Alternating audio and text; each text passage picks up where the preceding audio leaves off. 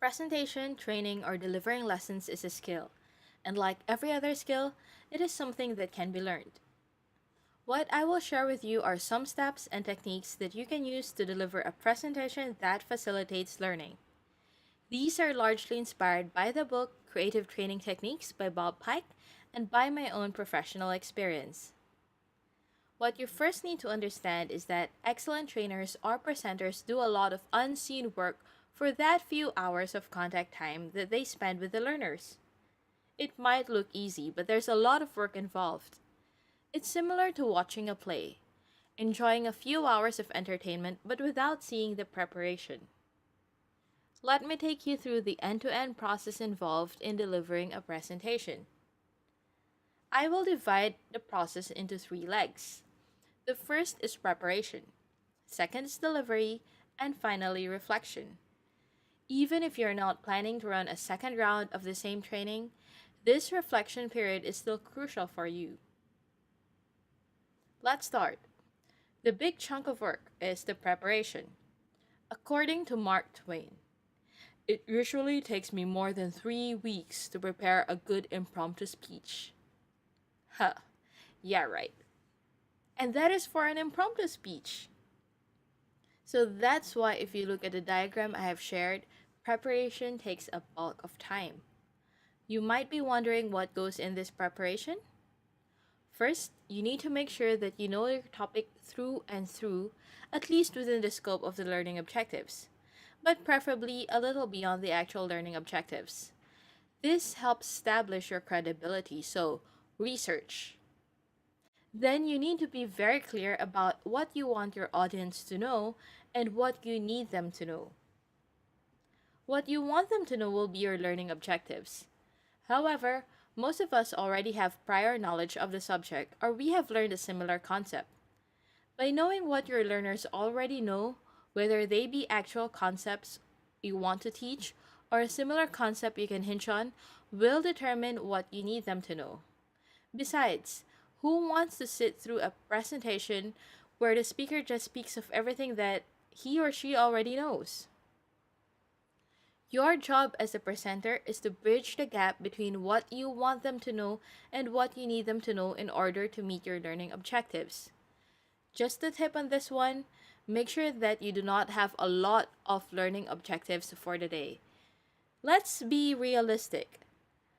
We have limited memory in any specific day, so the more items that you want your learners to bring home, the less effective your presentation might probably be.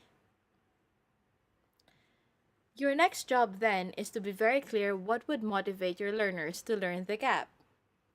As a trainer or presenter, part of your job is to be able to motivate your learners. You can't just say that they have to learn what you teach. You need to be in touch with who your audience is and tap on his motivation. It is your business to understand their motivation. After all, learning happens when your learners are motivated. According to Bob Pike, most learners tune into YFM, and that means what's in it for me. If you can demonstrate to your learners that what you are sharing is important for them and it will benefit them, you will find yourself in the middle of a very engaged and cooperative class. Once you've done this, you can now proceed to design the flow of the program. Opening. The opening is important because it prepares the learners for what they are going to learn. It's also meant to break the ice and catch learners' attention. From a good opening, a trainer can draw out relevant lessons that can be used to emphasize learning objectives. A good opening can be games or a story or an anecdote or a picture that can catch their attention. This is also the part where the trainer introduces himself and lesson objectives are shared to the learners. Delivering lesson objectives. It is highly advisable to introduce the lesson objectives in a logical manner. This means that during transitions from one segment to another, the learner should be able to see the overall connection between the different objectives. I usually plan for a learning objective to be covered in one segment. If the learning objective is too huge, I will spread it out over a few segments. For each segment, there will be an input session where their information is shared to the learners, an activity or activities where learners can practice what they have learned under the guidance of the trainer, and an assessment to check that the learning objectives are met. You can start either with an activity or an input. It's your choice. Here are a few tips for ensuring a good flow. Do something that engages the learners every 8 minutes, be it a question, jotting down notes, or asking for opinion. This is a practice of trainers who work with Bob Pike. According to studies, adult learners can only listen with retention for 20 minutes. To beat this, they introduce engagement every 8 minutes. After a long break, lunch, or dinner, it is good to start with an activity to help the learners adjust back to training mode. When conducting active activities, note that it will be difficult to get the learner's attention once you have allowed them to start with the activity, so make sure all instructions, including the time given for the activity, are given out before you let them start. While you can do an overall assessment at the end of the presentation, it is advisable to conduct frequent assessments so as to address misconceptions early and to make it easier for learners to remember. Also, it helps the learners build self-confidence if they can see that they're able to learn things as they go. And this also motivates them to listen to you further, and it convinces them that you are a good trainer. Asking the question, "Do you have any questions?" is not an assessment. People usually do not know what they don't know. Hence, the trainer should be asking the learners questions about a topic and then ask if they have any other questions. In this way, the trainer is able to check if the objectives were learned. Closing. This is often left out in many trainings presentations due to lack of time. However, it is very important to plan for a good closing because 1. It facilitates retention. People remember the first and the last things that they see or they hear. 2. It makes good use of the time when the learner's attention is waning. Frankly speaking, towards the end of a presentation or a training, the learners start to look forward to the end of the session, so any new material introduced at this point may not be retained by the learners. Hence, it's good to leave ample time for closing to assess what they have learned and summarize the lesson. Here are some activities you can do for closing. Definitely, there are more closers you can use. 1. Learners summarize the lesson. 2.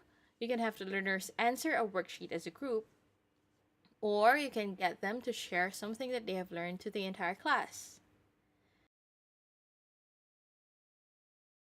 Besides the program flow, a trainer also has to decide which is the best seating arrangement for the program.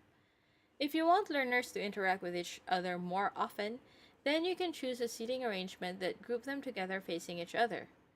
If there are hardly any interactions, the traditional classroom style is still an option, but you might want to try the herringbone arrangement as it is less traditional and provides a slightly different ambience which might make it feel less constricting. Finally, you should ensure that whatever you plan is logistically possible. Some activities might not be feasible in some venues, or some activities might be too expensive. So make sure you plan within your budget and within the restriction of the venue. Also, you need to have contingency plans. Contingency plans may be needed in cases where you are short on time. How do you summarize the remaining lessons? Or if your learners are not engaged, do you have some short activities to engage them? Once you're confident with the design of the program, you should practice. You can rehearse how you run it alone, or you can run it with a few people, or preferably both. This allows you not only to remember the key points and the flow, but also to identify gaps or flaws in your design before your delivery. Practicing also builds confidence. In addition to the usual practice, incorporate visualization. Visualize yourself delivering a splendid session. Visualization has been proven to help people perform better. Now the day has arrived. Since you're well prepared for this day, there are only a few tips I have. First, you need to appear credible. No speaker stands in front of anyone totally confident, so if you are nervous, it is okay. However, you should compose yourself and stand tall. Secondly, be ready to adjust to your learners. This involves classroom management skills and reading your learners. For example, there are techniques to catch people's attention right after an activity. You can make use of a clap, or a whistle, or a bell. Before addressing them, scan through the crowd and make sure that everyone is giving you their attention. Be mindful of the nonverbal cues your learners are sending out.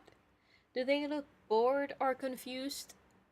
If they are, maybe you might need to adjust your pace. Finally, be respectful of time. Start on time and end on time. This respect communicates that you take things professionally. Now, I'm also aware that some learners arrive late. What do you do? Bob Pike recommends sharing good to have insights during the first few minutes after the break or during the beginning of the class. This rewards the learners who were on time without making the latecomers miss out on the must haves of the session. Once the session is over, I strongly encourage you to have a reflection on what went well and what can be improved. If a similar session will be run another time, it allows for fine tuning and improvements.